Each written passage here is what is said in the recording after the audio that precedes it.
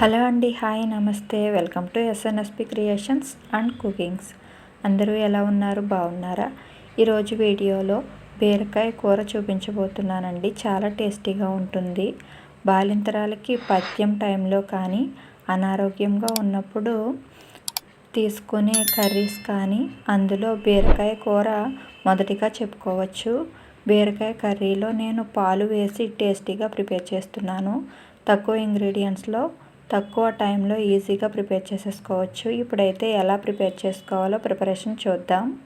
దీనికోసం ముందుగా ఇవి కిలో బీరకాయలండి.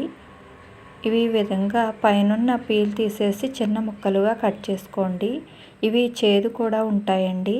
చిన్న ముక్క కట్ చేసి టేస్ట్ చూసి చేదుగా ఉన్న ముక్క తీసేసుకోండి. ఇది లేత బీరకాయలండి. బీరకాయ చివర్లో చేదు ఉంటుందండి. ఇప్పుడు ఈ విధంగా చిన్న ముక్కలుగా కట్ చేసి క్లీన్ చేసుకుని పెట్టుకోండి. ఇందులోకి తాలింపు దినుసులు తీసుకుందాం. 6 నుంచి 7 వెల్లుల్లి రేఖలు పీల్ తీసేసి ఉంచుకోండి.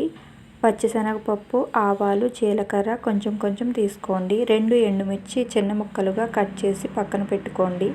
అంతేనండి, ఈ తాలింపు దినుసులు సరిపోతాయి. ఇప్పుడు స్టవ్ ఫ్లేమ్ ఆన్ చేసి ఒక వెడల్పుగా ఉన్న ప్యాన్ పెట్టండి. ఇందులోకి 3 నుంచి 4 స్పూన్ల ఆయిల్ వేయండి.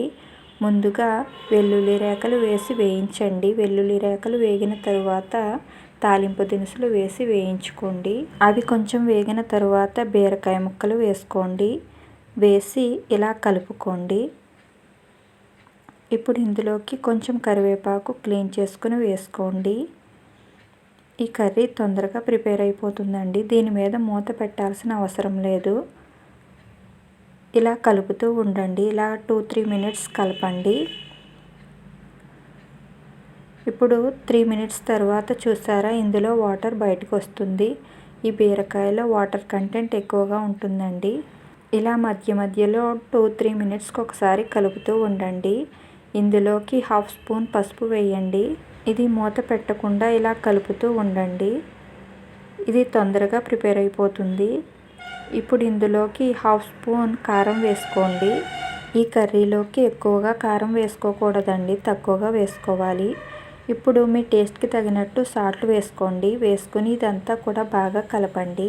ఇలా 2-3 మినిట్స్ తర్వాత ఆగి మళ్ళీ కలపండి. చూసారా, ఆయిల్ ఎలా చుట్టూ కూడా పైకి తేలుతుంది కదా. ఇది కూర రెడీ అయిపోయిందండి. ఇందులోకి మనం వాటర్ కానీ మసాలాలు కానీ ఏమీ వేయకూడదు. ఇప్పుడు ఇందులోకి 1/2 గ్లాస్ కాచి చల్లార్చిన పాలు వేసుకోండి. ఈ పాలు వేయటం వల్ల బీరకాయ కర్రీ చాలా టేస్టీగా ఉంటుంది. ఇప్పుడు మూత పెట్టండి.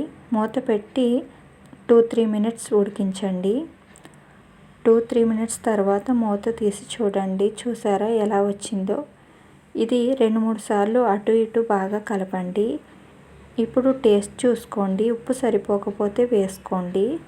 ఈ కర్రీ ఒక ప్లేట్లోకి తీసుకొని కొత్తిమీర వేసి సర్వ్ చేసుకోండి. చూసారా, అంతేనండి, బీరకాయ కర్రీ రెడీ అయిపోయింది. చాలా టేస్టీగా ఉంటుంది. మనం ఇందులో మసాలాలు కానీ కారం కానీ ఎక్కువగా ఏమీ వేయలేదు కాబట్టి ఇది బాలింతరాలకి పథ్యం పెడతారు కదండి, అందుకు గాను చాలా బాగుంటుంది. అలాగే అనారోగ్యంగా ఉన్న వాళ్ళకి ఈ బీరకాయ కూర పెడితే చాలా టేస్టీగా ఉంటుంది. ఇప్పుడైతే ఈ వీడియో మీకు ఎలా అనిపించిందో కామెంట్ చేయండి. మేమైతే బీరకాయ కర్రీ ఈ విధంగా ప్రిపేర్ చేస్తామండి. మీరు ఎలా ప్రిపేర్ చేస్తారో నాకు కామెంట్ సెక్షన్లో కామెంట్ చేయండి. ఈ రెసిపీ కనుక మీకు నచ్చితే లైక్ చేసి మీ ఫ్రెండ్స్కి, రిలేటివ్స్కి షేర్ చేయండి. మరికొన్ని కొత్త రెసిపీస్ కోసం మా ఛానల్ని వాచ్ చేస్తూ ఉండండి. నచ్చితే మా ఛానల్ని సబ్స్క్రైబ్ చేసుకోండి. Thanks for watching.